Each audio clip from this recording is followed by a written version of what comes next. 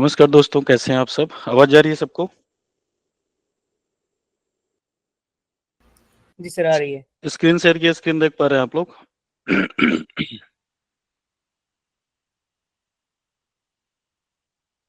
Screen visual है सबको? हाँ जी सर, आ रही है।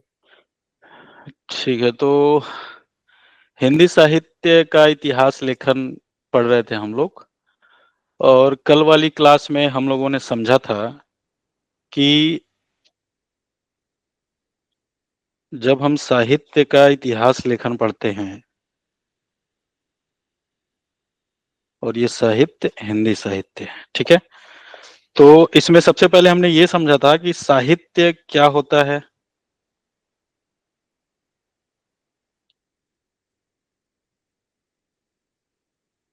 दूसरा, इतिहास क्या होता है। और ईएचकार का जो व्यू है, जिसको मैनेजर पांडे ने अपनी पुस्तक साहित्य और इतिहास दृष्टि में भी शामिल किया है। तो उसको भी हमने देखा था पॉइंट वाइज।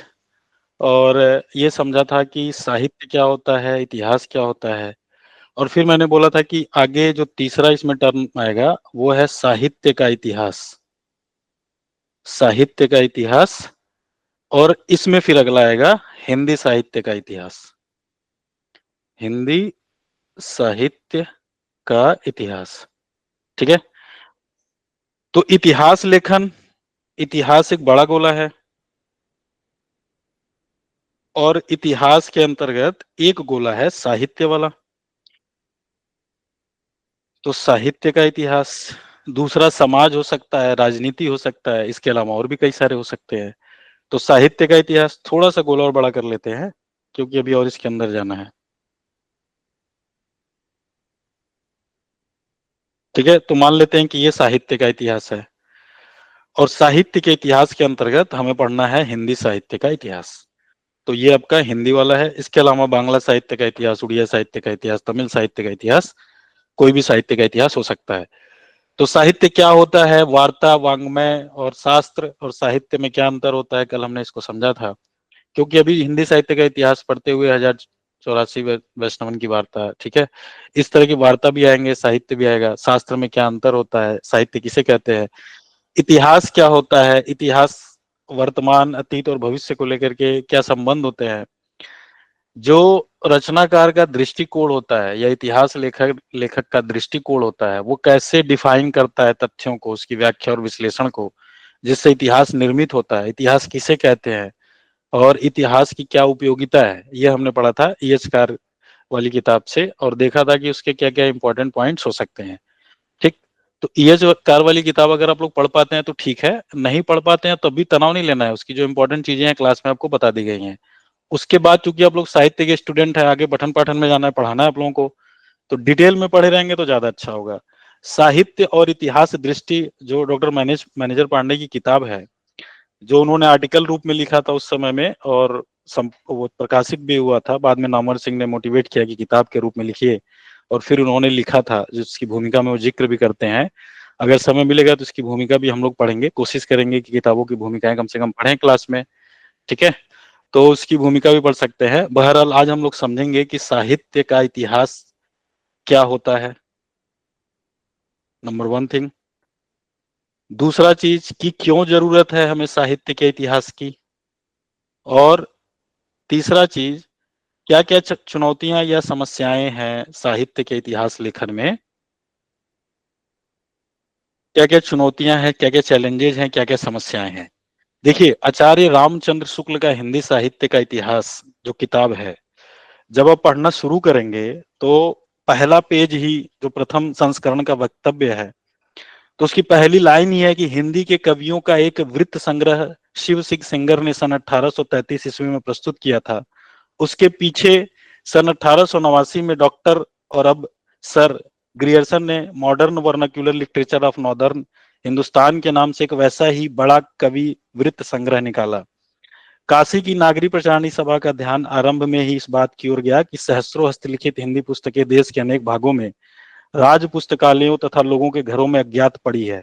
अतः सरकार की आर्थिक सहायता से उसने सन 1900 से पुस्तकों की खोज का काम हाथ में लिया और सन 1911 तक की खोज की अपनी 8 रिपोर्टों में सैकड़ों अज्ञात कवियों तथा ज्ञात कवियों के अज्ञात ग्रंथों का पता लगाया। सन 1913 में सारी सामग्री का उपयोग करके मिस्र बंधुओं, जिसमें श्याम बिहारी मिश्र इत्यादि ने अपना बड़ा भारी कवि वृत्त संग्रह मिस्र बंधु विनोद, जिसे वर्तमान काल के कवियों और लेखकों का भी समावेश किया गया है, 3 भागों में प्रकाशित किया है। सामान्य तौर पे ग्रेजुएशन के बच्चे या पोस्ट ग्रेजुएशन के बच्चे हिंदी साहित्य का ये वाली किताब खरीद लेते हैं और पढ़ना शुरू कर देते हैं। और हिंदी साहित्य का ये वाली किताब पढ़ने से पहले उन्हें नहीं बताया जाता कि साहित्य क्या है, इतिहास क्या है, साहित्य का इतिहास क्या है। जिसका ये बेसिक क्लियर ही नहीं होगा, शुक्ल जी के किताब के पहले पेज का पहला पैराग्राफ पढ़ के ही वो उसकी ऐसी की तैसी हो जाएगी, क्योंकि कुछ समझ में नहीं आएगा कि क्या कह रहे हैं ये। दरअसल शुक्ल जी साहित्य के इतिहास लेखन में, हिंदी साहित्य के इतिहास लेखन में क्या क्या चुनौतियां हैं, क्या क्या समस्याएं हैं, वहां से चीजों को शुरू कर रहे हैं। शुक्ल जी जब पढ़ा रहे थे और एक सोच रहे थे कि एक मुकम्मल इतिहास लिखा जाए साहित्य का, हिंदी साहित्य का इतिहास लिखा जाए, जिससे पढ़ने वाले बच्चों को एक ठोस सामग्री मिल जाए कि हिंदी साहित्य का इतिहास क्या होता है और क्या क्या चीजें उसमें आती हैं। अगर किसी कवि को शामिल किया जा रहा है तो क्यों शामिल किया जा रहा है। जब हम हिंदी साहित्य के इतिहास की बात करते हैं तो साहित्य का इतिहास और साहित्य के अंतर्गत हिंदी साहित्य का इतिहास, तो हिंदी एक भाषा है, ठीक है। और भाषाएं समाज बदलने के साथ साथ भाषा बदलती है। पहले के समय में आवागमन की जो प्रक्रिया थी धीमी थी, इसलिए पता चल जाता था भाषाओं का परिवर्तन। आज के समय में क्या होता है कि डेली बेसिस पे लोग अप डाउन कर रहे हैं, तो भाषाएं उतना ज्यादा पता नहीं चलती हैं, लेकिन भाषाएं अभी एग्जिस्ट करती हैं। तो जब हम साहित्य का इतिहास पढ़ते हैं तो साहित्य का इतिहास क्यों पढ़ते हैं, क्या होता है, उसकी समस्या और चुनौतियां क्या है, जब तक नहीं जानेंगे तब तक एक पर्टिकुलर भाषा का इतिहास जब हम पढ़ेंगे तब हम उसको आइडेंटिफाई कर पाएंगे कि ये चुनौतियां और समस्याओं की जो जिक्र है, जो चर्चा है, वो क्यों सभी लोग अपनी किताबों में कर रहे हैं, क्यों। अच्छा, रामचंद्र शुक्ल हिंदी साहित्य के इतिहास में वो लिख रहे हैं, या हिंदी साहित्य के इतिहास को लेकर के इतनी सारी किताबें क्यों लिखी गई है, क्या मायने हैं उसके, और उन सारी किताबों से पढ़ करके कैसे समझें साहित्य के इतिहास को। तो जब आपको ये पता होगा कि साहित्य के इतिहास लेखन की चुनौतियां क्या क्या होती हैं, शुक्ल जी के सामने चुनौती ये था कि हिंदी साहित्य जो कि हिंदी भाषा है, हिंदी भाषा की शुरुआत कहाँ से हो रही है और कहाँ से हम इसका शुरुआत माने। 900 ईस्वी, 1000 ईस्वी, अपभ्रंश से पुरानी हिंदी के जो संक्रमण का फेज है, आपको पता है कि कोई भी भाषा या कोई भी काल एकदम टर्निंग पॉइंट नहीं लेता है, बल्कि उसका जो चेंजेज होता है वो कुछ इस तरह का होता है, जिसको हम बोलते हैं ट्रांजिशन फेज या संक्रमण काल। अपभ्रंश में भी दो तरह के अपभ्रंश, एक देश भाषा के लेवल पे जो बोला जा रहा है और एक साहित्य के लेवल पे जो लोग लिख रहे हैं 100 साल पुराने अपभ्रंश का यूज कर रहे हैं कवि वगैरह। शुक्ल जी के सामने चुनौती ये है कि कौन से कवि से या कौन सी रचना से शुरुआत मानी जाए, ठीक है। ना सिर्फ इतिहास लेखन में बल्कि हिंदी की पहली कहानी कौन सी है, हिंदी की पहली कविता कौन सी है, हिंदी का पहला उपन्यास कौन सा है। अब देखेंगे कि जब भी आप इन सारे मुद्दों से रूबरू होंगे, इनसे टकराएंगे, तो ये सारी चुनौतियां आपके सामने आएंगी। और ये सारी चुनौतियां दरअसल साहित्य के और भाषा के विकास की प्रक्रिया को अगर आप समझते हैं तो ये सारी चुनौतियां नहीं लगेंगी आपको, ये सामान्य सी बात लगेगी, ठीक है। तो भाषा को आइडेंटिफाई कर रहे थे, क्योंकि आपको बताया था मैंने, वैदिक साहित्य, उत्तर वैदिक, पाली, प्राकृत, अपभ्रंश, ठीक है। और इस तरह से आकर के पुरानी हिंदी तक की जो पूरी प्रक्रिया है, ये भाषा के विकास की अवस्थाएं हैं। तो अपभ्रंश में जो परिवर्तन हो रहे हैं, जो 3 स्तर पे परिवर्तन हो रहे हैं, और वहां से पुरानी हिंदी आ रही है, और पुरानी हिंदी के बाद से कौन से कवि हैं जो लिख रहे हैं, एक ही समय में जो अपभ्रंश के रचनाएं लिखी जा रही हैं, उसी समय में पुरानी हिंदी की कविताएं लिखी जा रही हैं, और उसी समय में दिल्ली और आसपास के रीजन में रहने वाले लोग कुछ कुछ खड़ी बोली जैसी कविताएं भी लिख रहे हैं, ठीक है। तो एक इतिहासकार के सामने ये चुनौती होता है कि वो कवियों का संग्रह या रचनाओं का संग्रह या काल का नामकरण किस तरह से करे। तो काल विभाजन की समस्या, नामकरण की समस्या, ठीक है, और उनको वर्ण क्रम में रखे, काल क्रम में रखे, या सांस्कृतिक विशेषताओं के आधार पर रखे, ये सारी चुनौतियां हैं। अगर इन सारी ही चुनौतियों को आप समझेंगे तो हिंदी साहित्य का इतिहास की जो भी ग्रंथ आपके पास है, ना सिर्फ आचार्य रामचंद्र शुक्ल का, इसके अलावा बाकी भी जो इतिहास ग्रंथ हैं, उसको आप सिर्फ पढ़ेंगे नहीं बल्कि एनालिसिस करेंगे, विश्लेषण करेंगे। तो आप में से कोई स्टूडेंट पूछ रहे थे कि सर एनालिसिस कैसे करते हैं? ऐसे एनालिसिस करते हैं। जब आप कोई किताब पढ़ेंगे, अगर आप सीधे उठा लेंगे रामचंद्र शुक्ल जी का हिंदी साहित्य का इतिहास, और पहला पैरा मैंने आपको पढ़ करके बताया, अब इस पैराग्राफ के पीछे की जो पृष्ठभूमि है वो आपको पता ही नहीं है, शुक्ल जी ये क्यों लिख रहे हैं ये आपको नहीं पता है, तो आप इसको नहीं समझ पाएंगे, चाहे आप 5 बार भी पढ़ जाइए, नहीं समझ में आएगा। आई बात समझ में? एक बार पढ़ने के लिए आप लोगों को इसलिए बोला था ताकि जब मैं किताब का नाम लूं और लाइनें बोलूं तो आपको ये रिकॉल हो कि हाँ हाँ थोड़ा सुना हुआ लग रहा है। ठीक है, बाकी एनालिसिस तो क्लास के बाद ही कर पाएंगे किताबों की, जब उसके बाद हम बेसिक चीजों को समझ पाएंगे। ठीक, तो शुक्ल जी जो भूमिका पढ़ेंगे इस किताब की, तो पूरा उन्होंने यही चर्चा किया है कि मुझे हिंदी साहित्य का इतिहास क्यों लिखना पड़ा, और हिंदी साहित्य का इतिहास लिखते हुए मैं किन किन चुनौतियों का सामना किया, कौन कौन से ऐसे ग्रंथ थे जो मुझसे पहले लिखे गए और वो क्यों साहित्य का इतिहास उस तरीके से नहीं है जिस तरीके से होना चाहिए, मैंने जो हिंदी साहित्य का इतिहास लिखा है उसमें काल का विभाजन कैसे किया है, उसमें काल का नामकरण कैसे किया है, उस समय की साहित्यिक प्रवृत्तियों को आधार बनाया है, और उनमें से कौन सी प्रमुख प्रवृत्तियों को चुना है मैंने, उसके पीछे के क्या कारण है, राहुल सांकृत्यायन ने क्यों 900 ईस्वी के आसपास सर्वहादा को माना है और मैं क्यों 1000 ईस्वी के आसपास मान रहा हूँ, ये सारी चर्चाएं हैं। ये इनिशियल लेवल पे चर्चाएं हैं। आचार्य रामचंद्र शुक्ल के बाद जितने भी साहित्य के इतिहास लिखे गए हैं सारे के सारे उस पर डिपेंडेंट है।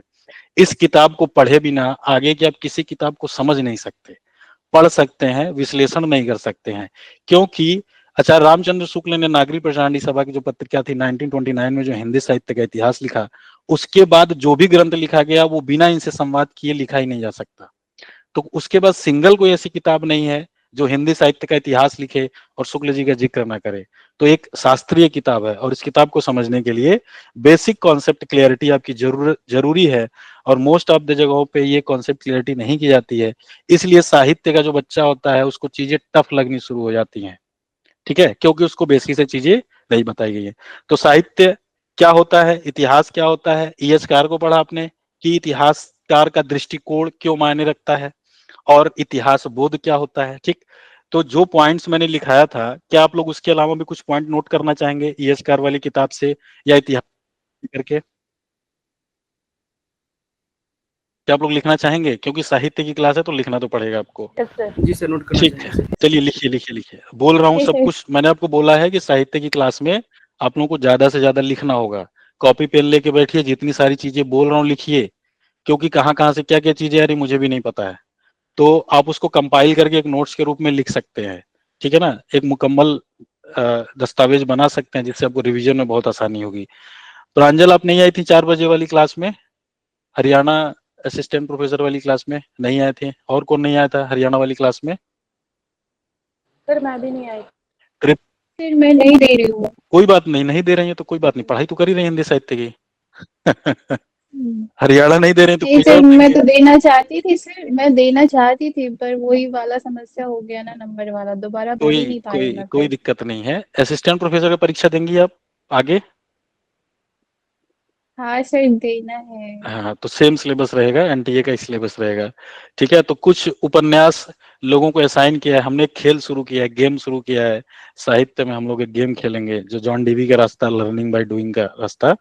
तो कुछ उपन्यास असाइन किया गया है और कुछ लोगों ने खुद से उपन्यास लिए हैं। तो आप में से जितने भी लोगों ने उपन्यास नहीं लिया है, ग्रुप में जिन्होंने जो उपन्यास लिया है डाल दिया है, उसके अलावा जिनके मैं नाम ले रहा हूँ, अमित कुमार और अनिका एजी के नाम से कौन जुड़ती, क्या नाम है आपका?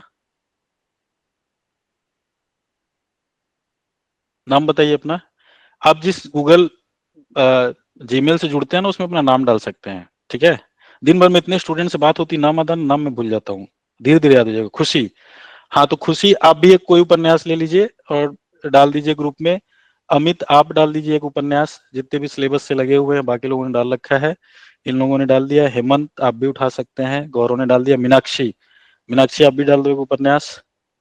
और प्रांजल हो गया, ठीक है। रेणु कुमारी, रेणु अब पहली क्लास है आपकी आज? नहीं जा रही आवाज? ठीक है, श्रेया ने डाल दिया है, ठीक ठीक। मीनाक्षी, टेस्ट मीनाक्षी आवाज जा रही है आपको? आप भी डाल दीजिए। बोलो। हाँ, तृप्ति। हम बोलिए सर। रेनू के नाम से कौन जुड़े हुए हैं?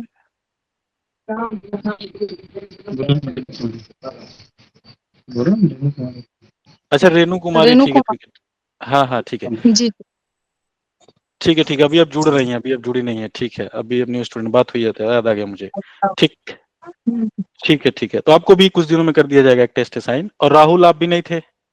राहुल, तृप्ति, मीनाक्षी, प्रांजल और टेस्ट मीनाक्षी, ये लोग जितने लोग हैं, ये सभी लोग एक एक उपन्यास लेकर के, और उसमें जो बताया गया है रिकॉर्डिंग है।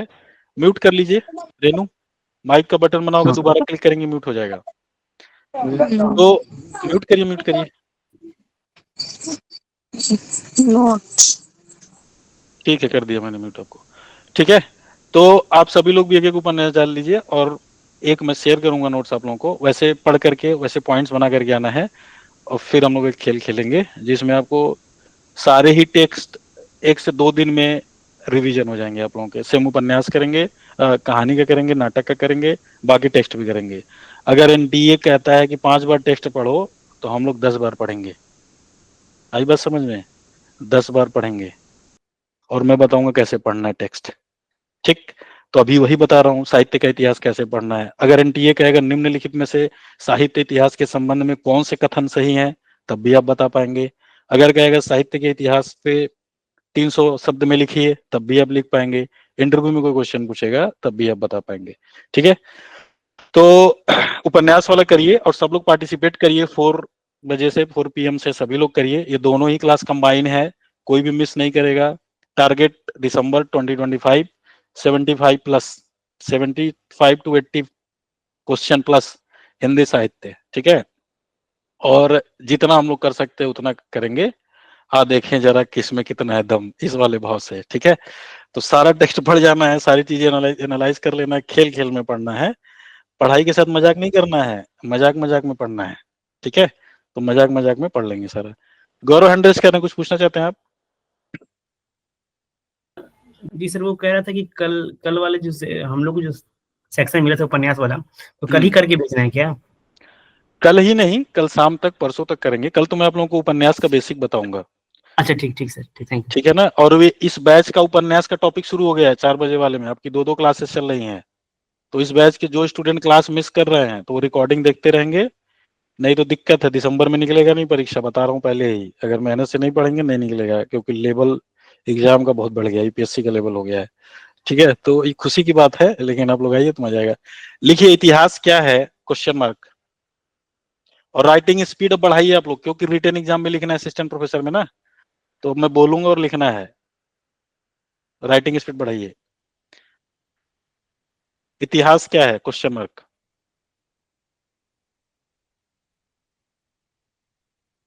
इतिहास अपने समय के समाज और परिस्थितियों का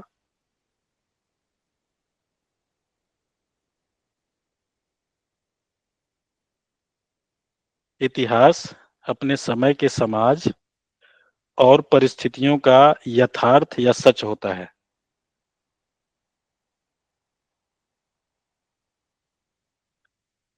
जो साक्ष्यों,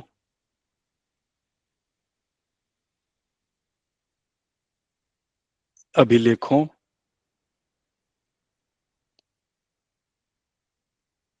और तथ्यों के रूप में उपलब्ध होता है। पूर्ण विराम।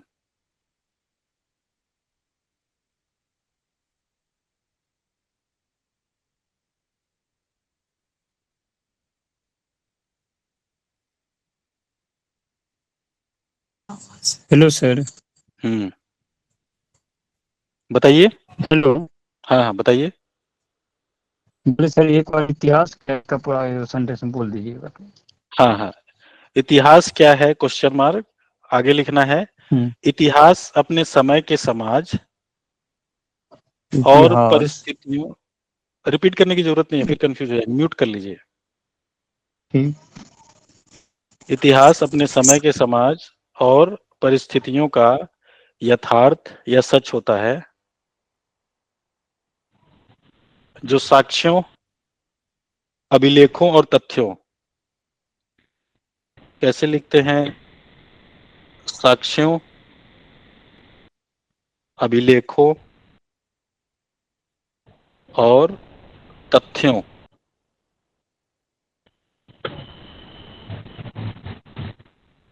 के रूप में उपलब्ध होता है।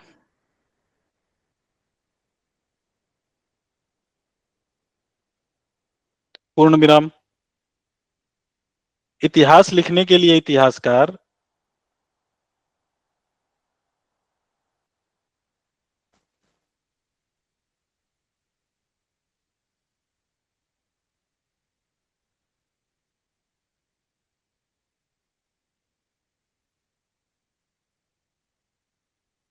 सर्वप्रथम इन तथ्यों की खोज करता है, कॉमा,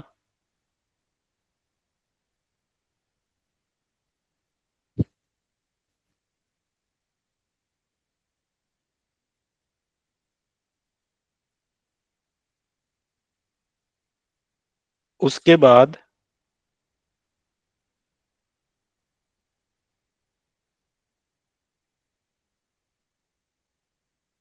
व्यवस्थित कर उनका विश्लेषण करता है।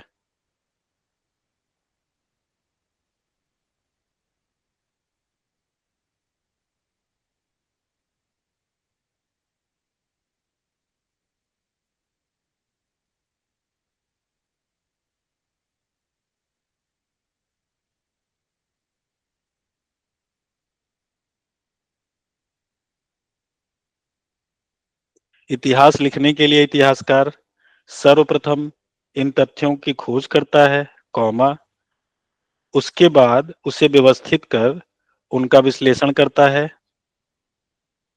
और मूल्यांकन करने के पश्चात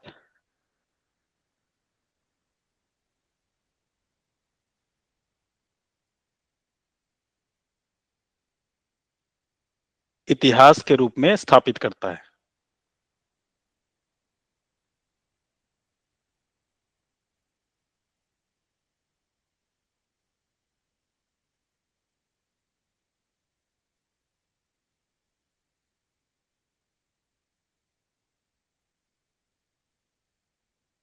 इस प्रक्रिया में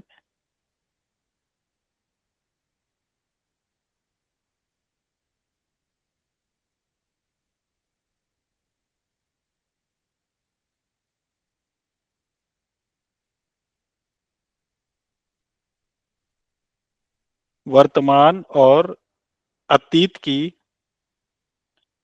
वर्तमान और अतीत की पारस्परिकता, ऐसे लिखना है, देख लीजिए जिसको दिक्कत हो लिखने में, पारस्परिकता, वर्तमान और अतीत की पारस्परिकता, परस्पर एक दूसरे के साथ, ठीक है ना, उसी से बना है पारस्परिकता, भी मिली होती है।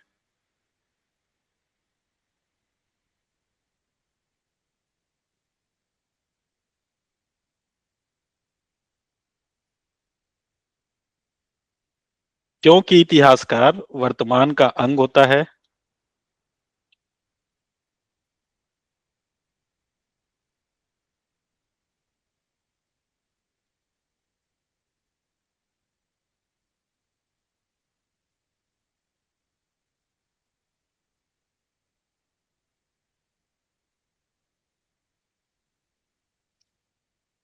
जबकि तथ्य अतीत के।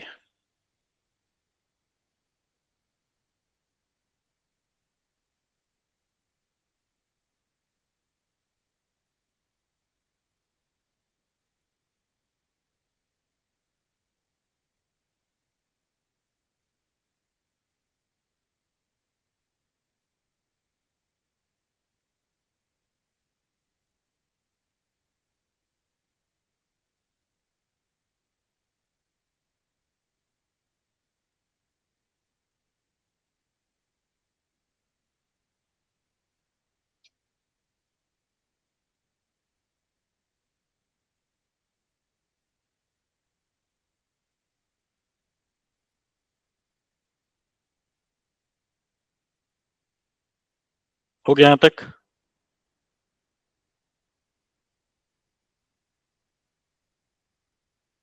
ठीक है, पैराग्राफ चेंज करिए।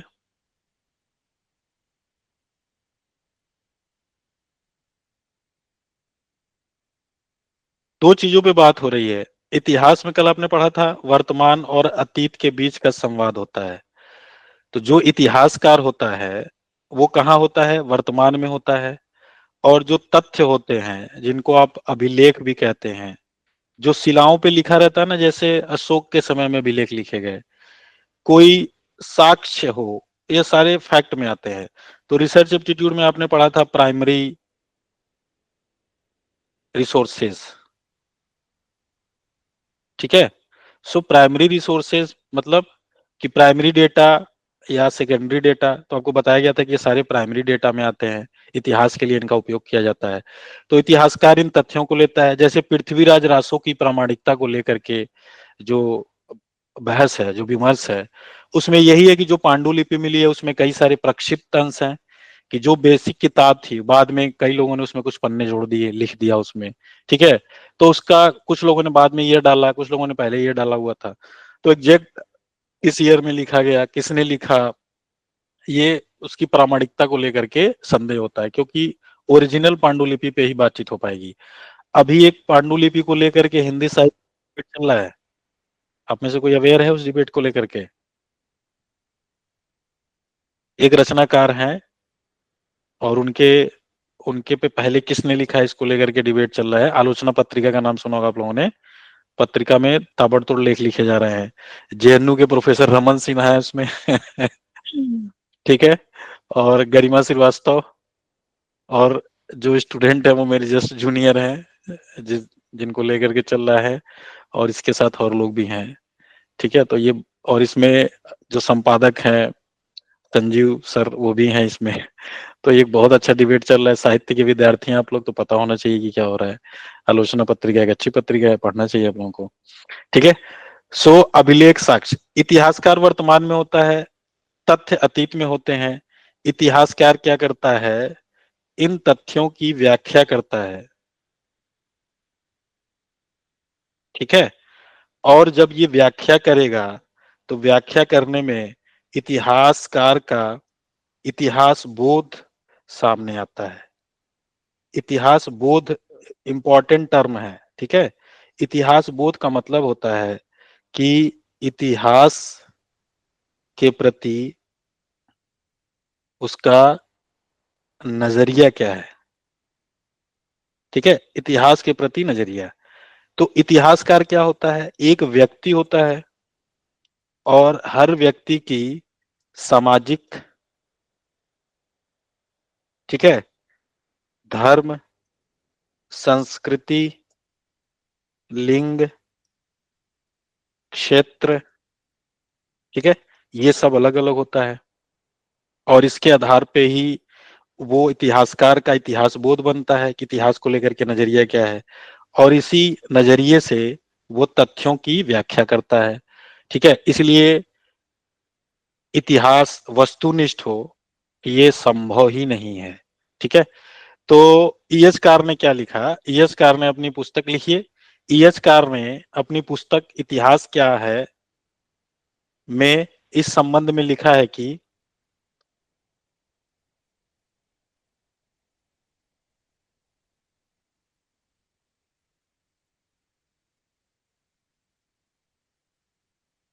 ईएसकार ने अपनी पुस्तक इतिहास क्या है में इस संबंध में लिखा है कि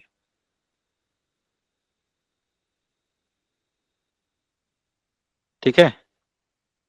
अब चूंकि कोटेशंस पूछ रहा है तो कोटेशंस लिखिए आप लोग, क्या लिखा है, क्योंकि पूछ सकता है, पता होना चाहिए। जब आंसर राइटिंग करेंगे तो उसमें भी आपको कोटेशन देना पड़ता है, पीएचडी लिखेंगे उसमें भी लिखना पड़ता है कोटेशन, क्योंकि इसके बिना नहीं लिख पाएंगे। ईएसकार ने लिखा है कि कोई भी इतिहासकार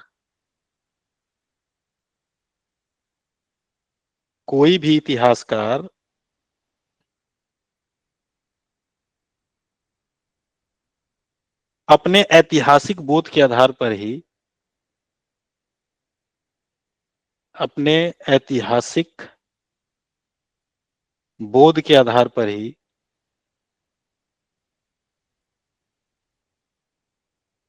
बोध के आधार पर ही तथ्यों का चयन करता है, तथ्यों का चयन और निर्वचन, निर्वचन का मतलब व्याख्या होता है। ठीक है, अभी ऊपर आपको बताया कि तथ्यों का चुनता है और उनकी व्याख्या करता है, निर्वचन करता है। ठीक है, निर्वचन के आगे ब्रैकेट में लिखना चाहे तो लिख लीजिए व्याख्या, लेकिन कोटेशन में मत लिखिएगा, समझने के लिए। ठीक, एक थिंकर है, एक फिलोसोफर है जिनका नाम है मिशेल फूको, बहुत इंपॉर्टेंट है मिशेल फूको। और मिशेल फूको ने इसी संदर्भ में जो इतिहास की वस्तुनिष्ठता पे प्रश्न चिन्ह लगाया है। ठीक है, क्योंकि इतिहास में इतिहासकार का दृष्टिकोण बहुत इंपॉर्टेंट होता है। इतिहास में इतिहासकार, ठीक है, के दृष्टिकोण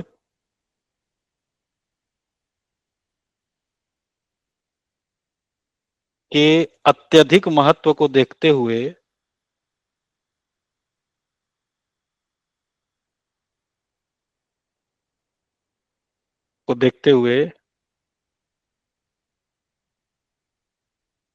इतिहास की वस्तुनिष्ठता,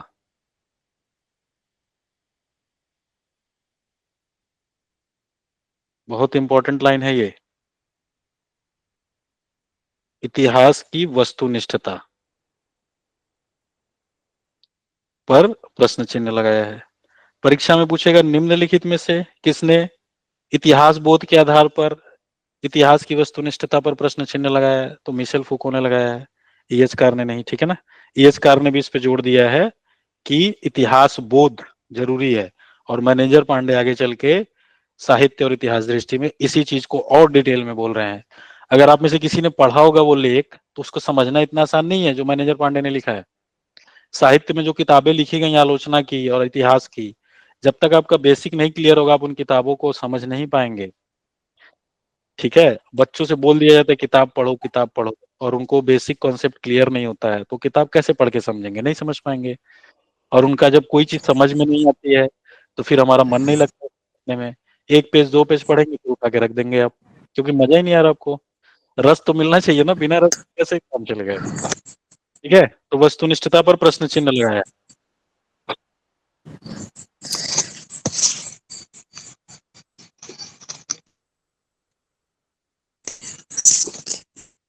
ठीक, तो इतिहास बोध क्या होता है ये आपको क्लियर हो गया। कोई पूछेगा आपसे इतिहास बोध क्या होता है, तो इतिहास को देखने का नजरिया क्या है।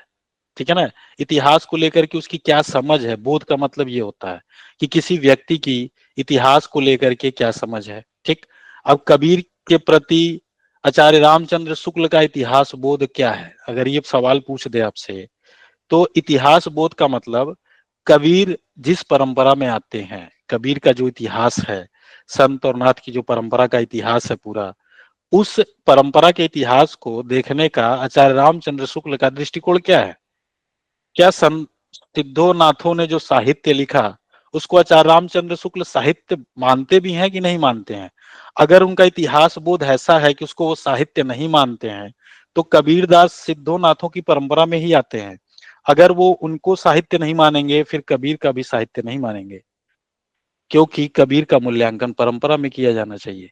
टीएस इलियट ने इसी संदर्भ में ट्रेडिशन और इंडिविजुअल टैलेंट लिखा है, जो कि पाश्चात्य काव्य शास्त्र में आपको पढ़ना है। परंपरा और व्यक्तित्व, तो व्यक्तित्व जो आपका होता है वो कोई एब्सोल्यूट नहीं होता है, वो परंपरा में आता है, इतिहास बोध के आधार पे आता है। इतिहास बोध अगर मैं आपसे कहूं तो हिंदी साहित्य का इतना इंपॉर्टेंट टर्म है। अभी आगे जब आधुनिकता उत्तर आधुनिकता संरचनावाद आप पढ़ेंगे, उत्तर संरचनावाद पढ़ेंगे, इतिहास बोध बार बार आएगा। और जो पूरी लड़ाई है वो इतिहास बोध को लेकर के है। रचना का जो फॉर्म चल रहा है, जो रशियन फॉर्मेलिज्म था, रूसी रूपवाद था, ठीक है, और जो संरचनावाद गतिवाद है, और जो नई समीक्षा है, वो सारी लड़ाई इतिहास बोध को लेकर के हो रही है। क्योंकि किसी भी चीज के इतिहास बोध को नकार देना दरअसल साहित्य के विकास की प्रक्रिया के को नकार देना है। और साहित्य का इतिहास इसीलिए पढ़ना है ताकि जो मानव के प्रति संवेदनशीलता कविताओं के रूप में, कहानियों के रूप में, किताबों के रूप में आई है, उसके विकास होने की प्रक्रिया क्या है उसको समझना। ठीक है।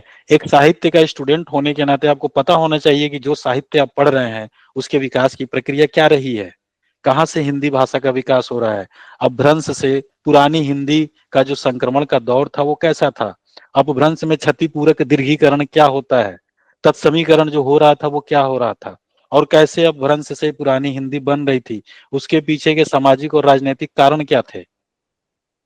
ठीक है। और उसके जब ये सारी चीजें पढ़ेंगे और उसके संबंध में जिन लोगों ने जो जो लिखा है उसको भी पढ़ेंगे, तो परीक्षा पूछेगा, कोटेशन पूछ ले, कुछ भी पूछ ले, आप बता पाएंगे। ठीक है। मार्क्स ने क्या बोला था? मार्क्स ने बोला कि जो इतिहास है वो उत्पादन प्रणाली में निहित उत्पादन की शक्तियों तथा उत्पादन के संबंधों से आधारित होता है। तो मार्क्स का जो इतिहास के प्रति बोध है, ठीक है, अगर कोई पूछे कि मार्क्स का इतिहास बोध क्या है, आपने पढ़ लिया इतिहास बोध, मिशेल फूको का पढ़ लिया, ईएस कार का पढ़ लिया, अब कोई आपसे किसी का भी पूछ ले मार्क्स का इतिहास बोध क्या था, तो मार्क्स आपको पता है कि आर्थिक संरचना को मेन संरचना मानते थे। आर्थिक संरचना, इकोनॉमिक स्ट्रक्चर मेन स्ट्रक्चर है, समाज को डिसाइडिंग है। ठीक है। तो इनका इतिहास ये है, आर्थिक अर्थव्यवस्था कहाँ से आती है, उत्पादन के जितने साधन है, जैसे नौकरी करना, प्रोडक्शन करना, फैक्ट्री, दुकान खोलना, रोजगार करना, यहाँ से आप उत्पादन कर रहे हैं, ये उत्पादन के साधन है, जहां से आपको अर्थ आता है, पैसा आता है। ठीक है। तो उत्पादन के जितने भी साधन हैं, उत्पादन की जितनी भी प्रणालियां हैं, ये सारी चीजों को, समाज की बाकी चीजों को डिफाइन करती है। और मार्क्स कहते हैं इसीलिए पूंजीपति वर्ग सरकार बनाता है, सरकारों को बिगाड़ता है। ठीक है। तो ये मार्क्स का इतिहास बोध है। पूछेगा कि मार्क्स के इतिहास बोध के संदर्भ में निम्नलिखित कथनों पर विचार कीजिए। कथन एक, मार्क्स ने समाज के ऐतिहासिक वर्गीकरण या व्याख्या के पीछे समाज की आर्थिक संरचना को प्रमुख कारक के रूप में माना है। तो बोलेंगे yes, it's A correct statement. ठीक है। क्यों? क्योंकि आपके कंसेप्ट क्लियर है। तो इस तरह से क्वेश्चन पूछेगा। मार्क्स ने बोला कि जो उत्पादन प्रणाली है, जो आर्थिक संरचना है, ठीक है, यही बाकी शक्तियों को निर्धारित करती है। तो मार्क्स जब भी किसी चीज की व्याख्या करेंगे तो उत्पादन प्रणाली के आधार पर करेंगे। जो प्रगतिवाद है साहित्य में, वो मार्क्सवाद से प्रभावित है। प्रगतिवाद मार्क्सवाद से प्रभावित है। जब मार्क्स ने आर्थिक संरचना को बेसिक स्ट्रक्चर माना है, तो प्रगतिवादी साहित्य भी आर्थिक संरचना को बेसिक स्ट्रक्चर मानेगा। निराला जब लिखेंगे अबे सुन बे गुलाब, ठीक है, तो गुलाब क्या है? सौंदर्य का प्रतीक है और कोमलता का प्रतीक है। ठीक है। और उसकी तुलना किससे करेंगे? एक कुकुरमुत्ते से करेंगे, जो कि उपेक्षित है, समाज के हाशिए पे है, जिसे कोई नहीं पूछता है। मार्क्सवाद क्या कहता है कि जो शोषित वर्ग है और जो शोषक वर्ग है, जो गरीब है और जो अमीर है, उसके बीच जो वर्ग संघर्ष है, वही समाज के इतिहास को परिभाषित करता है। और साहित्य वो है जो इस संघर्षों को उघाड़े, जो बताए लोगों को कि ये संघर्ष क्यों है। ठीक है। तो जो मार्क्सवादी साहित्यकार है या जो प्रगतिवादी साहित्य है, वहां देखेंगे, वहां पे जनता आ जाएगी, वहां पे जनता आएगी और क्या आएगा? कई दिनों से चूल्हा रोया चक्की रही उदास। समझ रहे हैं नागार्जुन? तो जब आप कविताएं पढ़ेंगे तो आप समझ पाएंगे कि नागार्जुन ये चीज क्यों लिख रहे हैं। वह तोड़ती पत्थर इलाहाबाद के पथ पर। तो लोगों को जहां पे अटल महलों में सौंदर्य दिखता था, जहां पे गुलाबी होठ और गुलाबी गाल देखे जाते थे, वहां पे एक मार्क्सवादी साहित्यकार, एक प्रगतिवादी साहित्यकार, जो श्रम करने वाली महिला है, जो पत्थर तोड़ रही है, उसमें सौंदर्य देख रहा है। तो आपका इतिहास बहुत बदल गया। और जब आपका नजरिया बदल गया तो नजारे बदल जाएंगे। ठीक है। तो वहां से सौंदर्य लेके आए, तो श्रम का सौंदर्य, परिश्रम का सौंदर्य और साहित्य का जो रुझान है वो जनवादी होता चला गया। ठीक है। तो जब ये सारी चीजें आपकी क्लियर रहेंगी, तो हिंदी साहित्य का इतिहास जब आप पढ़ेंगे, तो शुक्ल जी क्या लिख रहे हैं ये तो पढ़ेंगे ही पढ़ेंगे, क्यों लिख रहे हैं ये भी पढ़ेंगे आप। और जब आपको किसी चीज को करते हुए क्यों का जवाब मिलता है, तो इसका मतलब आप उसका विश्लेषण कर रहे हैं। अब आप उस पर चिंतन करना शुरू कर दिया है। और जब आप चिंतन करेंगे तो उस संबंध में किस आलोचक ने क्या लिखा है आपको रटने की जरूरत नहीं पड़ेगी। एक दो बार तीन बार पढ़ेंगे और आपको मजा आ जाएगा कि क्या बात है। कबीर को लेकर के शुक्ल जी ने क्या लिखा, और हजारी प्रसाद द्विवेदी को पूरी एक किताब कबीर पे क्यों लिखनी पड़ी। कबीर को बाड़ी के डिक्टेटर क्यों कहते हैं वो, क्योंकि कबीर की भाषा सधुकड़ी या पंचमेल खिचड़ी का मजाक बनाया गया। ठीक है, तो कबीर दास की भाषा कितनी महत्वपूर्ण थी, कितनी मजबूत थी, और भाषा के वो बादशाह थे, ये हजारी प्रसाद द्विवेदी ने साबित किया। तो ये इतिहास को देखने का, तथ्यों को देखने का दो दृष्टिकोण है। तो साहित्य का इतिहास पढ़ते हुए हम लोग पढ़ेंगे कि अच्छा रामचंद्र शुक्ल का जो ऐतिहासिक दृष्टिकोण है वो क्या है, इतिहास बोध क्या है, प्रत्यक्षवाद या विधेयवाद क्या होता है। ठीक है, और प्रत्यक्षवादी या विधेयवादी दृष्टिकोण से किन किन लोगों ने इतिहास लिखा है और उस इतिहास की क्या क्या पहचान होती है। इसी के बरक्स जो लोग परंपरावादी दृष्टिकोण के लोग हैं, परंपरा में चीजों का मूल्यांकन करते हैं, जैसे पाश्चात्य में टी.एस. इलियट हैं, भारत में हजारी प्रसाद द्विवेदी हैं। ठीक है, और यही परंपरा और इतिहास के आधार पर भक्ति आंदोलन के उद्भव और विकास की व्याख्या भी उन्होंने किया। जो जिसको बाह्य प्रभाव बताया जा रहा था, हजारी प्रसाद द्विवेदी ने कहा वो कोई बाह्य प्रभाव नहीं था, भक्ति आंदोलन अपने समय के समाज का उद्गार था, अपने समय के समाज का स्वतः और स्फूर्त विकास था। बाह्य परिस्थितियां उसके एक रीजन हो सकते हैं, लेकिन मेन कारण वो नहीं थे। ये क्या है, ये समाजशास्त्रीय दृष्टिकोण है, ये ऐतिहासिक दृष्टिकोण है। इस साहित्य का इतिहास पढ़ने का मतलब ये होता है कि किसी की घटना की जो व्याख्या की गई या कोई जो रचना लिखी गई उसके पीछे का क्या सोच था।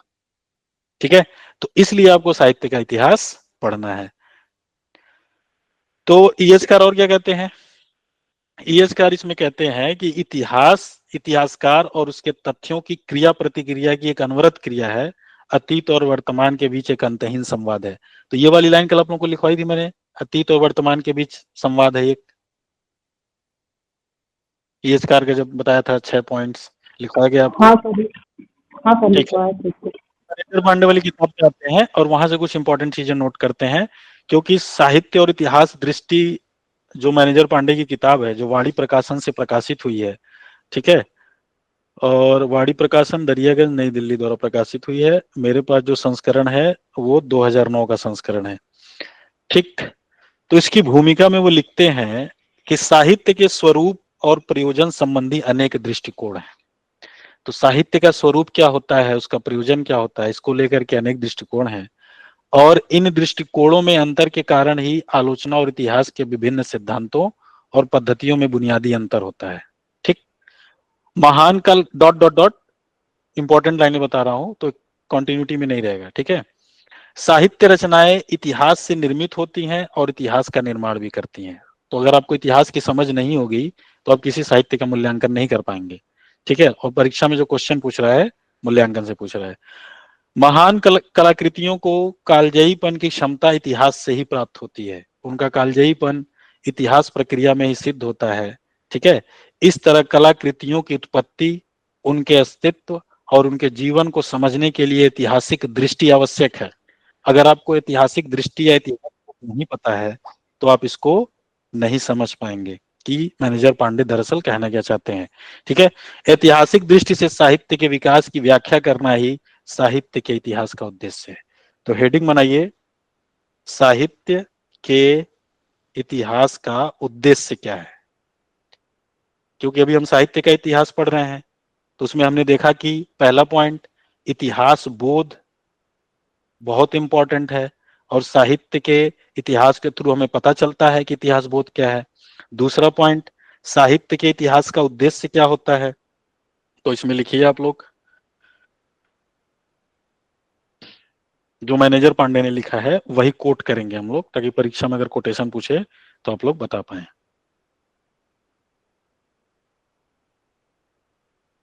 ठीक है, पूरा लिखते हैं। महान कलाकृतियों के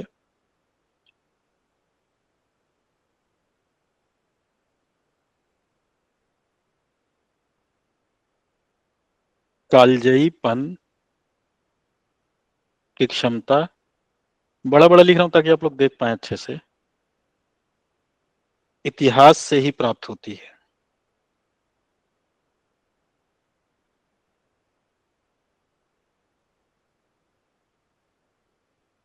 उनका कालजयीपन, कालजयीपन का मतलब होता है जो काल से हट जाए, कालातीत हो जाए, जो प्रचलित हो जाए, जिसका काल का बैरियर ना रह पाए। ठीक है, बताऊंगा आप लोगों को आगे। कालजयी कालजयीपन इतिहास प्रक्रिया में ही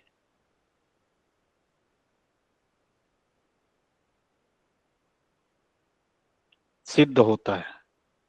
ठीक है, क्या कहना चाह रहे हैं? ये कहना ये चाह रहे हैं कि जब तक आप साहित्य का इतिहास नहीं पढ़ेंगे तब तक कौन सी कलाकृति महान है ये नहीं जान पाएंगे। Number one thing. Number second, दूसरी बात वो ये कह रहे हैं कि कोई रचना क्यों महान है ये कैसे जानेंगे। प्रेमचंद जब लिख रहे थे तो प्रेमचंद को लेकर के बहुत ज्यादा आलोचक नहीं लिख रहे थे। 1936 में प्रेमचंद थे, उससे पहले उन्होंने उनके बहुत सारे उपन्यास प्रचलित हुए। 1929 में आचार्य रामचंद्र शुक्ल हिंदी साहित्य का इतिहास लिखते हैं और छायावाद में जितना कवियों को महत्व देते हैं उतना प्रेमचंद को महत्व नहीं देते हैं। प्रेमचंद पे सिर्फ एक पैराग्राफ, और कवियों के बारे में लिखते लिखते नहीं अघा रहे हैं शुक्ल जी। क्यों? क्योंकि उनका इतिहास बोध ऐसा है। छायावाद को काव्य आंदोलन माना गया, गद्य को उतना महत्व नहीं दिया गया।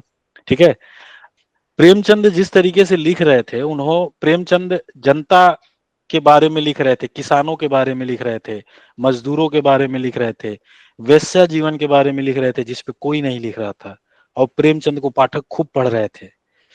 इस बात को सबसे पहले स्थापित किया रामविलास शर्मा ने। प्रेमचंद लिखा जब 1940 में, और बताया कि प्रेमचंद कितने बड़े साहित्यकार हैं, कितने बड़े उपन्यास सम्राट हैं, और उनकी तुलना पाश्चात्य के जो बड़े बड़े उपन्यासकार थे और बाकी भाषाओं के जो उपन्यासकार थे उससे उन्होंने तुलना किया, और बताया कि कैसे वेश्यावृत्ति पे अब तक 2-3 लोगों ने लिखा और प्रेमचंद उसके बाद आते हैं, और इतना शानदार तरीके से लिखा इन्होंने कि आम जनता ये समझ पाई कि वेश्याएं इसी समाज से बनती हैं। अगर कोई स्त्री वेश्या बनती है तो उसके पीछे हम और आप जिम्मेदार हैं। ये प्रेमचंद ने अपने साहित्य के माध्यम से बताया, और प्रेमचंद का मूल्यांकन करते हुए डॉक्टर रामविलास शर्मा ने 1940 में प्रेमचंद किताब लिखा। बाद में उनको उसी किताब को उन्होंने और अच्छे से करके प्रेमचंद और उनका युग बनाया, और बताया कि प्रेमचंद साहित्य में क्या मूलचूल परिवर्तन कर रहे हैं, प्रेमचंद क्या साहित्य में एक नई परंपरा लेकर के आ रहे हैं, प्रेमचंद कैसे पाठकों को साहित्य के प्रति एक नया नजरिया दे रहे हैं।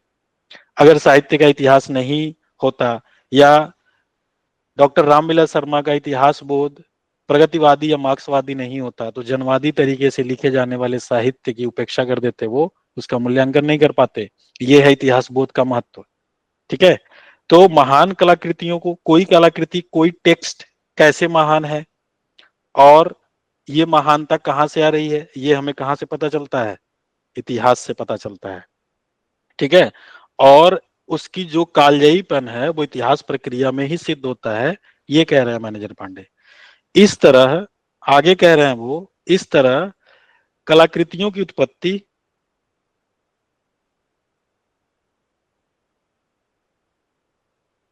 मतलब कोई जो रचना लिखी जाती है उसकी उत्पत्ति उनके अस्तित्व,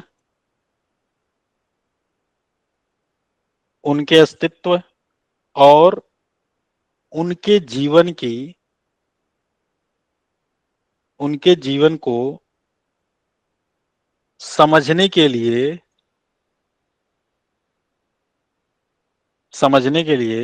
ऐतिहासिक दृष्टि आवश्यक है। ठीक है, ऐतिहासिक दृष्टि आवश्यक है। ठीक, कुछ शॉर्ट फॉर्म्स यूज करूंगा मैं, धीरे धीरे आप लोग हैबिचुअल हो जाएंगे। ठीक है, अगर एति लिख के डॉट लगा दिया है तो ऐतिहासिक हो गया है, और सा लिख के डॉट लगा दिया तो साहित्यिक हो गया। ठीक, तो धीरे धीरे आप लोग समझ पाएंगे। समझने के लिए ऐतिहासिक दृष्टि आवश्यक है। ठीक, किस लिए आवश्यक है? कोई भी कलाकृति क्यों लिखी गई, उसका अस्तित्व क्यों है, और उसमें जिस जीवन के बारे में लिखा गया है उसको समझने के लिए हमें साहित्य का इतिहास जरूरी है, और इतिहास बोध जरूरी है। ठीक है, आगे लिखते हैं वो, ऐतिहासिक दृष्टि से, ऐसी ऐतिहासिक से साहित्य के विकास की व्याख्या करना ही, साहित्य के विकास की व्याख्या करना ही साहित्य के इतिहास का उद्देश्य है।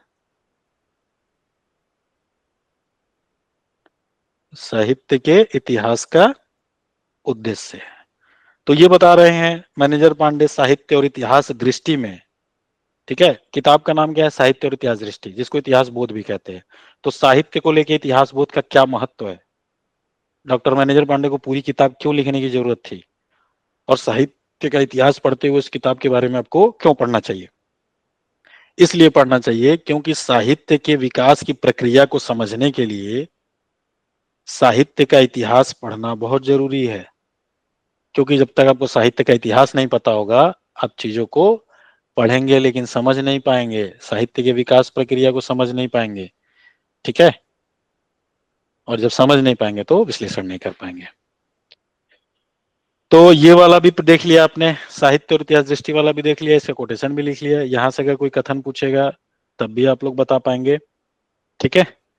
और इस तरह से इसका पूरा जो भूमिका है एक बार पढ़ जाइएगा आप लोग। अब आप लोगों को इंटरेस्ट भी आ गया होगा तो इसकी भूमिका पढ़ जाइएगा, 4-5 पेज का है, पढ़ जाएंगे तो क्लियर हो जाएगा, ठीक है। तो ये है साहित्य के इतिहास क्या होता है, साहित्य के इतिहास की आवश्यकता क्यों है, ठीक है। अगर मैं आपको चार्ट या डायग्राम फॉर्म में सारी चीजें बताऊं तो कैसे बनेगा इसका डायग्राम, आइए देखते हैं।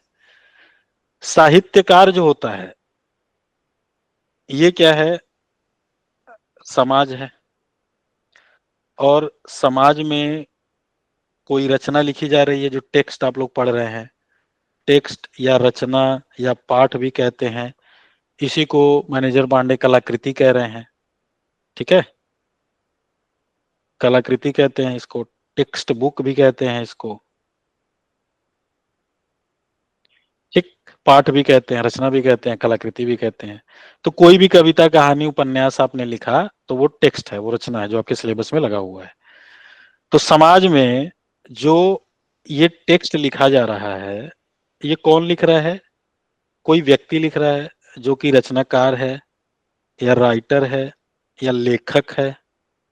इसको उपन्यासकार, कहानीकार, निबंधकार, नाटककार, डॉट डॉट डॉट और भी बहुत सारे नामों से जानते हैं। तो जो लिखता है, हर समय के समाज की युगीन परिस्थितियां होती हैं। युगीन परिस्थितियां का मतलब, जब सावित्रीबाई फुले लड़कियों की शिक्षा की वकालत कर रही थीं, तो उस समय की युगीन परिस्थितियां कैसी थी? क्या लड़कियों को पढ़ने जाने देते थे लोग? नहीं जाने देते थे, घर से बाहर निकलने नहीं देते थे। सावित्रीबाई फुले ने बोला कि लड़कियों को शिक्षा मिलनी चाहिए, और सिर्फ बोला नहीं, इसके लिए उन्होंने लड़ाई लड़ी। वो चाहती तो अपने घर में आराम से रोटी सब्जी खाती और बढ़िया नेटफ्लिक्स पे मूवी देखती। उस समय नेटफ्लिक्स नहीं था, कुछ और रहा होगा। तो बढ़िया एंजॉय कर सकती थी और बहुत सारे रीजंस बता सकती थी, देखिए मैं परिवार में हूँ, मेरे बच्चे हैं, और भी जीवन के बहुत बड़े बड़े दायित्व है। तो संतन को कहा सिकरी सो काम, आवत जात पनैया टूटी, बिसर गए हरि नाम। तो मोको इतना छुट्टी कहाँ मिली हो कि मैं जाके लड़कियों के लिए लड़ाई लड़ूं। लेकिन उन्होंने इन सारी चीजों को दरकिनार किया। तो जब हम कोई काम करने नहीं चाहते हैं तो उसके 99 कारण हो सकते हैं, 99 रीजंस टू क्विट। किसी भी काम को छोड़ने के 99 कारण हो सकते हैं। कि 10 अगस्त को एचपीएससी की परीक्षा है तो पहला रीजन कि पैसा लग जाएगा, कौन जाएगा, बार बार परीक्षा कौन देने जाएगा, फिर कैंसिल हो गया तो, तबीयत खराब हो गया तो, बारिश का मौसम हो रहा है, बढ़िया घर पे चाय पकौड़ी खाओ, कौन जाएगा बिना मतलब का तनाव लेने। ये सर बिना मतलब के 4 बजे लगते हैं हरियाणा की पढ़ाई पढ़ाने, कल को कोई और परीक्षा है वो भी पढ़ा देंगे। शॉर्टकट क्यों नहीं पढ़ा देते? मतलब एनटीए 100 सवाल पूछेगा तो सीधे 100 सवाल क्यों नहीं पढ़ा देते? वही पढ़ा दें, बस कहानी खत्म हो जाए। तो 99 रीजन हो सकते हैं। जबकि उसी काम को करने के लिए, इसको रीजंस नहीं एक्सक्यूजेस कहते हैं, उसी काम को करने के लिए सिर्फ एक रीजन ही काफी है। और सावित्रीबाई फुले के ऊपर कूड़ा फेंका गया, कचड़ा फेंका गया, जैसे कि हम लोग क्लास ले रहे हैं, लोग आके गालियां दे रहे हैं। तो इससे पता चलता है कि आप अच्छा कर रहे हैं। और इससे पहले चाहे डॉक्टर भीमराव अंबेडकर हो, चाहे महात्मा गांधी हो, चाहे ज्योतिबा फुले हो, चाहे सावित्रीबाई फुले हो, चाहे जितने भी लोग, नेल्सन मंडेला हो, जितने भी लोगों ने अच्छा काम किया समाज में आकर के, और वो किसी से कुछ मांगते भी नहीं थे, फ्री में कर रहे हैं। लोगों को दिक्कत है, लोगों को डरते हैं, वे डरते हैं, किस बात से डरते हैं वे डरते हैं कि एक दिन मेहनत कश और मजदूर उनसे डरना बंद कर देंगे। तो लोग इस बात से डरते हैं कि अगर इस तरह से चीजें हुई तो हमारी तो सत्ता खत्म हो जाएगी, जो भेड़ चाल की सत्ता बना रखी है। तो साहित्य के स्टूडेंट है आप लोग, तो अब तो एनालिसिस करेंगे, समझ पाएंगे कि कोई 4 लाइनें लिख रहा है तो क्यों लिख रहा है, कहानी क्या है उसकी। तो एक रीजन, और उन्होंने उन 99 रीजन को दरकिनार किया सावित्रीबाई फुले ने, और एक रीजन के आधार पे उन्होंने साहित्य पढ़ाना, लड़कियों की शिक्षा के लिए लड़ाई लड़ी जितनी उनके अंदर क्षमता थी। ठीक है, तो महाराष्ट्र में आज भी जाएंगे तो सावित्रीबाई का जो घर है वो बनाया गया है। तो अच्छे काम जब अभी करने जाएंगे तो आपके सामने चुनौतियां आएंगी। ठीक है, तो युगीन परिस्थितियां उस समय की क्या थी? युगीन परिस्थितियां थी कि लड़कियों को पढ़ने नहीं दिया जाता है। तो जो अच्छा लेखक होता है, जो अच्छा समाज सुधारक होता है, अपने समय की परिस्थितियों से आगे बढ़ता है, उनको तोड़ता है, और उस समय उसकी आलोचना की जाती है। प्रेमचंद जब लिख रहे थे, प्रेमचंद को गलिया रहे थे लोग कि अच्छा बड़का उपन्यासकार हुए हैं, इन ये तो ऐसे लिखते हैं जैसे अखबारों में लिखा जाता है, यहाँ तक बोला उन्होंने। कुछ लोगों ने कहा कि प्रेमचंद ना कॉपी पेस्ट मार रहे हैं, एकदम से कहीं से उठाते हैं और उठा के कॉपी पेस्ट मार देते हैं, इनके अंदर उपन्यास की कोई कला नहीं है। यहाँ तक बोला लोगों ने कि प्रेमचंद 2 कौड़ी के लेखक हैं, 2 कौड़ी के लेखक हैं, यहाँ तक बोला। समय में इतनी आलोचना करी उनकी। ठीक है, तो युगीन परिस्थितियां, रचनाकार जब कोई रचना लिख रहा है तो वो युगीन परिस्थितियां उस रचना में आएंगी। ठीक है, युगीन परिस्थितियां का मतलब उस समय का सामाजिक, जो समझा रहा हूं ध्यान से समझ लीजिए। एनटीए जो टेक्स्ट से क्वेश्चन पूछ रहा है ना, तो टेक्स्ट को एनालाइज नहीं कर पाएंगे जब तक आप ये लोग नहीं समझेंगे। पूरा टेक्स्ट जो लिखा गया इसी पे खड़ा है। तो सामाजिक, राजनैतिक, सांस्कृतिक, ठीक है, और भी क्षेत्रीय, शैक्षणिक, ये सारी चीजें एटसेट्रा, तो सारी चीजें युगीन परिस्थितियों का उस पर प्रभाव होता है। ठीक है, और वो आती है रचना में। तो रचनाकार अपने तत्कालीन परिस्थितियों, ठीक, तत्कालीन चार्ट बना लीजिए पूरा आप लोग, एकदम कंफ्यूजन ना रहे कोई। ये हो गए भाई साहब रचनाकार। रचनाकार का क्या होता है? एक व्यक्तित्व होता है, और व्यक्तित्व से मिलाकर के उसकी सृजन प्रक्रिया बनती है। तो जिसको आप लोग पढ़ते हैं मुक्ति बोध की सृजन प्रक्रिया क्या थी, और जो सर्जना के 3 क्षणों की बात करते हैं वो। और ये व्यक्तित्व या सृजन प्रक्रिया जो होती है अपने तत्कालीन परिस्थितियों से प्रभावित होती है। तत्कालीन परिस्थितियों का इस पे प्रभाव होता है। ठीक, किस पे होता है? रचना पे होता है। तो रचना, रचनाकार का व्यक्तित्व और तत्कालीन परिस्थितियां या युगीन परिस्थितियां, दोनों ही कह सकते हैं एक ही बात है। ठीक है, तो तत्कालीन परिस्थितियां या युगीन परिस्थितियां, इन सब का प्रभाव पड़ रहा है, किस पे पड़ रहा है? रचना पे पड़ रहा है। ठीक है, रचनाकार का, तत्कालीन परिस्थितियों का। अब तत्कालीन परिस्थितियों में सिर्फ रचनाकार तो है नहीं, अन्य लोग भी हैं अन्य लोग में जो पाठक या समीक्षक या आलोचक भी आते हैं। जैसे प्रेमचंद को लोग गलिया रहे थे, तारीफ कर रहे थे, ये कैसे पता चला? उस युग में जो अन्य लोग हैं, तो वहां से सवाल पूछता है। ठीक है, तो रचना पे इनका भी प्रभाव पड़ता है, पाठक का भी प्रभाव पड़ता है। साहित्य इतिहास के लेखन की परंपरा में या हिंदी साहित्य में रचनाओं के मूल्यांकन की परंपरा में रचनाकार को तवज्जो दिया जाता है, तत्कालीन परिस्थितियों को तवज्जो दिया जाता है, रचना को भी तवज्जो दिया जाता है, लेकिन पाठक या आलोचक को उतना तवज्जो नहीं दिया जाता है। ठीक है, जबकि रचना पर रचनाकार और तत्कालीन परिस्थितियों के साथ ही रचना पर जो पाठक होता है उससे उसका भी प्रभाव पड़ता है। रचना की जो व्याख्या होती है उस व्याख्या में पाठक पाठक का भी रोल होता है, क्योंकि एक समय में किसी रचना में जिन चीजों को हम महत्व देते हैं, जिन चीजों को हम तलाशते हैं, काल और परिस्थितियां बदलने के बाद उसी रचना में उन चीजों को हम नहीं ढूंढते या उनको महत्व नहीं देते हैं। तो रचना का लेखक, रचना का तत्कालीन परिस्थितियों के साथ ही रचना का पाठक से संवाद भी रचना के व्याख्या को और रचना के प्रभाव को परिभाषित करता है, निर्धारित करता है। इस पे कम लोगों का ध्यान जाता है।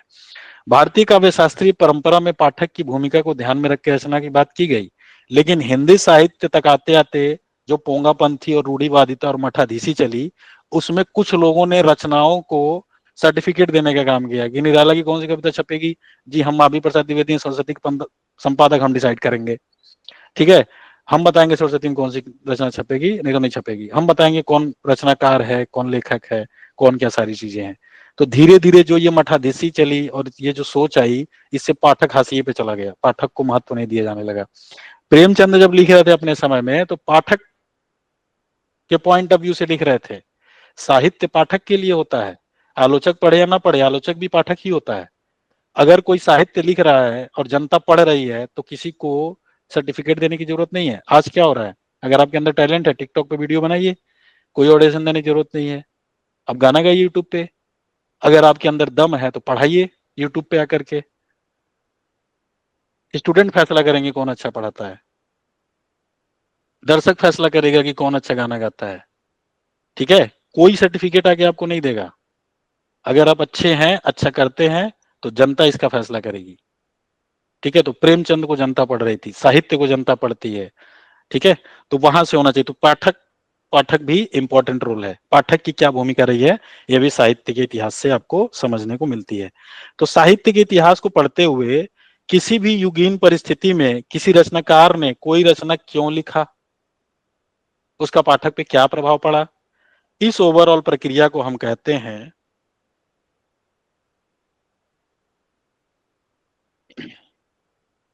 साहित्य की विकास प्रक्रिया, ठीक है। साहित्य की विकास प्रक्रिया। तो साहित्य की जो विकास प्रक्रिया है, ये प्रक्रिया समाज से जुड़ी हुई है। ये ईएसकार भी कह रहे हैं, मैनेजर पांडे भी कह रहे हैं, डॉक्टर रामविलास शर्मा भी कह रहे हैं, ठीक है। तो साहित्य और समाज की जो विकास प्रक्रिया है, ये एक जटिल प्रक्रिया है। इस प्रक्रिया को कैसे समझा जाए, इसको समझने में जो मदद करता है वो है साहित्य का इतिहास। और इसलिए साहित्य का इतिहास आपको पढ़ना है, ठीक। तो क्या मैं आप लोगों को समझा पाया कि साहित्य क्या होता है, इतिहास क्या होता है, साहित्य का इतिहास क्या होता है, विभिन्न आलोचकों के क्या पॉइंट ऑफ व्यू है साहित्य के इतिहास को लेकर के, साहित्य के इतिहास का महत्व क्या है, साहित्य के इतिहास का उद्देश्य क्या है, और साहित्य के इतिहास की हमें जरूरत क्यों है। क्या आप लोग इस चीज को समझ पाए?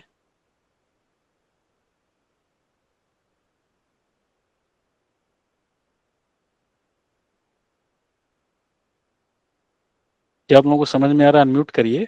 समझ में आ रहा है आप लोगों को? ऐसे ही डीप में पढ़ना चाहते हैं आप लोग? इसे जी सर। समझ में आ रहा है कि सब बाउंस हो रहा है? साफ है कि एकदम नहीं सर, समझ आ रहा है? ठीक है। राहुल, प्रांजल, एक अलग जोन में सर चले गए थे, बहुत शानदार था सर, अलग जोन में थे सर। अलग जन में चले गए थे, ऐसे पढ़ना चाहते हैं, ठीक है, बहुत अच्छी बात है। और बाकी जनता, बाकी अनुभवी जनता भी बोले भाई। नहीं बोलना अच्छा चाहते हैं आप पढ़ाए, लोग?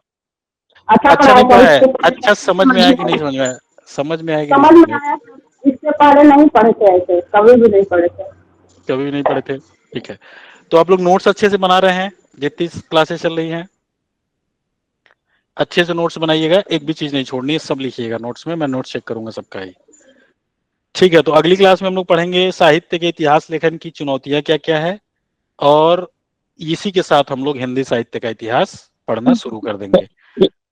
एक सेकंड सर। हम्म। सर, हम बोले इसका पीडीएफ है, नहीं दीजिएगा?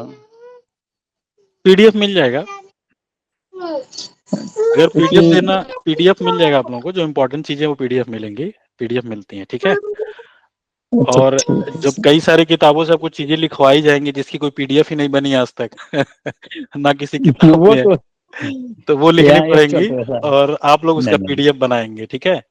तो चूंकि मैं कहीं से निश्चित देख के लिखवा नहीं रहा हूँ, मेरे पास किताबें हैं, किताबों से पढ़ करके और उसी से जो इम्पोर्टेंट लाइनें वो दी जा रही हैं। अभी सर। आगे इसका के टाइम, सर आगे इसका के टाइम क्या? अभी आप मुझसे बात कर लीजिएगा कॉल पे। आगे के टॉपिक्स में हम लोग कोशिश करेंगे कि और ज्यादा आलोचकों को शामिल करें और ज्यादा किताबों को शामिल करें, ठीक है, जिससे कि आप एक डाइवर्सिफाई वे में पढ़ पाए और आपको पीएचडी लिखने में बहुत आसान हो जाएगा फिर। PhD लिखने में, कोटेशन देने में, आलोचकों को लिखने में और पढ़ाने में बहुत आसान हो जाएगा। इसका टाइम यही है 7:30 बजे से ही हिंदी साहित्य का, ठीक है। और ग्रुप में जब आप ऐड हो जाएंगे तो मैं अपने अकॉर्डिंग और भी क्लासेस लूंगा एक्स्ट्रा, तो वो भी इन्फॉर्म कर दूंगा। 3-4 दिन जब स्टूडेंट ज्वाइन करते हैं तो बहुत सारे मन में सवाल होते हैं, उसके बाद कोई सवाल नहीं होता है फिर वो समझ जाते हैं क्या रिक्वायरमेंट है, ठीक है। तो टाइमिंग यही है, एकदम परफेक्ट टाइम है, कोई दिक्कत नहीं इसमें। आज से नहीं, कई सालों से इसी टाइम पे पढ़ा रहा हूँ। और 6 बजे पेपर 1 की क्लास होती है, सबसे मोस्ट सुटेबल समय यही दोनों है। अगर किसी को व्यक्तिगत तौर पे कोई दिक्कत हो तो मुझसे बात कर सकता है। आज के लिए इतना ही, मिलते हैं अगली क्लास में।